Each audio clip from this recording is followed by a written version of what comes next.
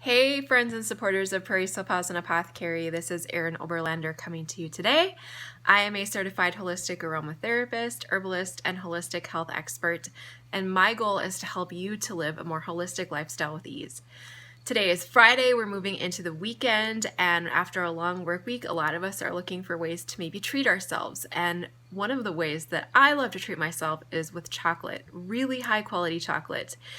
Why would I talk to you about chocolate being a holistic health expert? Well, chocolate is actually the most nutrient-dense food on the planet. Super high in antioxidants, super high in many things that our body is craving to feed our cells.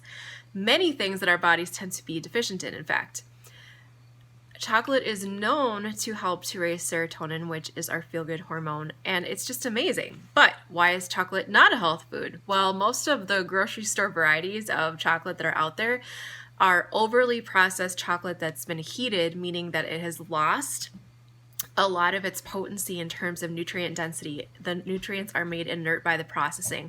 In addition to that, there are all kinds of sugars added to the chocolates along with preservatives and colorings and all kinds of things that do not add up to it being a health food. But when we're talking about raw cacao from the Theobroma cacao tree, it was called the fruit of the gods, used in South America for ritual purposes for thousands of years, and to this day, we are talking about a tree that is truly unique in the plant kingdom in its ability to deliver nutrient to our body. So I'm going to give you my top 3 ways that I like to consume chocolate. The first is my very, very favorite as an herbalist and a person that loves plant medicine, and that is this cacao right here. This is cacao, flycacao.com.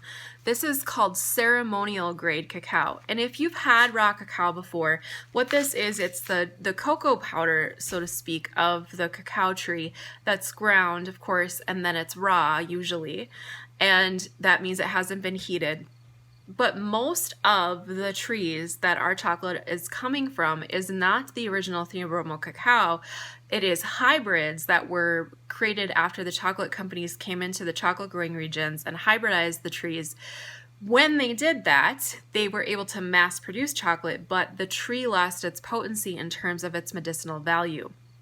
Going back to the ceremonial grade cacao, what we find is a really unique plant medicine. So I love to use the raw cacao, not super frequently because I want to have respect for this resource, but when I am really having a strong chocolate craving, so perhaps like the second half of your cycle if you're female, or if you're feeling really run down and depleted, or best of all, when you have a big creative project to do or you need to connect with yourself and the divine really easily.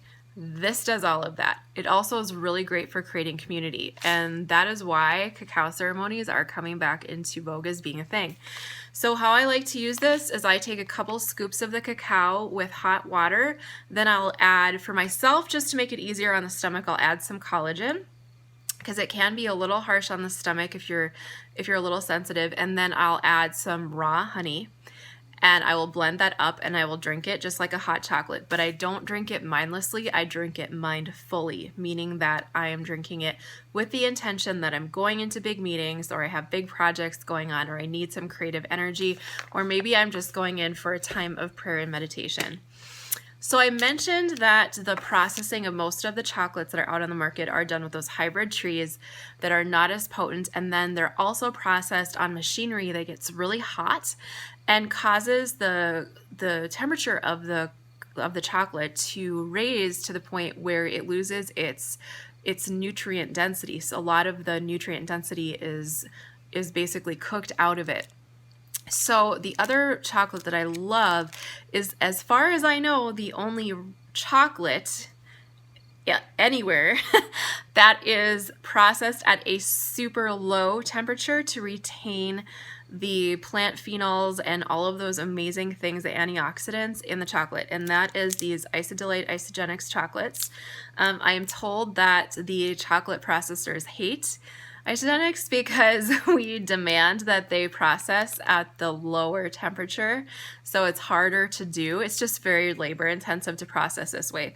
The other way you might see people doing this is sometimes people will get the coffee beans and actually grind them down themselves. And so Living Libations out of Canada is another company that I know of that actually does the traditional grinding process, adding their own cocktail of essential oils, herbs, and what have you to that chocolate.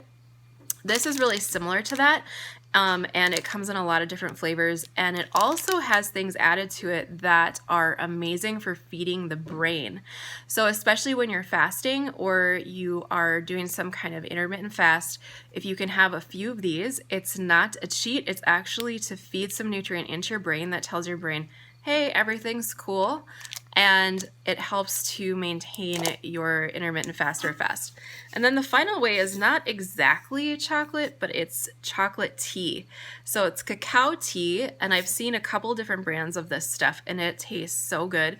And they just take the outer coating of the cacao bean and they turn it into a tisane, and then they add different things to it. So if you want to look at it, it's just kind of flaky. It's not actually like a cocoa powder at all, but it tastes a lot like chocolate, pretty much exactly like it. And then you just make it like a hot tea. And if you're feeling really indulgent, you could add some cream or maybe a nut-based creamer if you're dairy-free. And these are all incredible ways to get those medicinal benefits of chocolate, the mood-boosting benefits of chocolate, but without having some of those drawbacks of the added sugars, the high processing, the coming from hybrid plants, situations that have led chocolate to be more of a confection and less of a health food. So I like to think of chocolate as the most amazing superfood, and indeed we do know that it is because it has the highest nutrient density of any plant.